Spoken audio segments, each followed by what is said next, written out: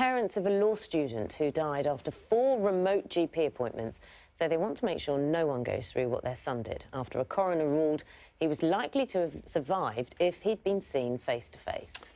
David Nash died in November 2020 after developing an infection in his ear which caused an abscess on his brain. Phil Bodmer reports. Wise, loving and funny. A coroner's description of David Nash. The 26-year-old died in November 2020 after developing mastoiditis in his ear, causing an abscess on the brain. An inquest in Wakefield this week heard he made a number of calls to a Leeds GP practice and NHS 111 over a period of just 19 days. Got pain behind both eyes, my sinuses, my back and my neck, and I've got temperature as well. Sinuses? Sinuses in the back of the neck, so like the cheek area. His first phone call to Burley Park Medical Centre was on October the 14th. He rang again on the 23rd and 28th, complaining of neck pain, headaches and fever. His final call was with an advanced nurse practitioner on November the 2nd. It's this fourth call which the coroner said should have resulted in an urgent face-to-face consultation. That same day, as his condition deteriorated, David made 5 calls to NHS 111 and was finally taken to hospital by ambulance.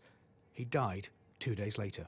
In reaching a narrative conclusion, the Assistant Coroner Abigail Coombs told the inquest on the 2nd of November 2020 there was a missed opportunity to direct David to seek face-to-face care during his GP appointment.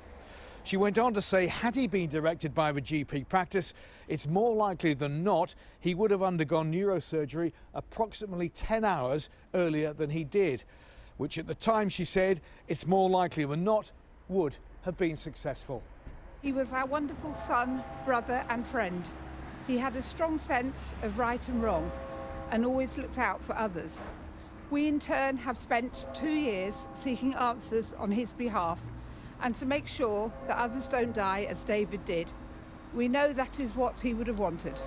David's parents, Andrew and Anne, said they were both saddened and vindicated by the findings. The inquest gives us a sense of closure, but the apology from the medical centre that treated David only came through yesterday, and that was an apology we've been seeking for a longer period. Like Andrew, I wish the apology from the practice had been slightly earlier, but we certainly always realised, I think in our heart of hearts, that he should have been seen that day. It's been a long struggle, and I think our grief is always going to be with us. We always will have grief and carry that with us because that's part of David. The coroner praised the family's dignity shown during the inquest, saying she hoped they'd found some of the answers to the questions they'd asked. Phil Bodmer, BBC News.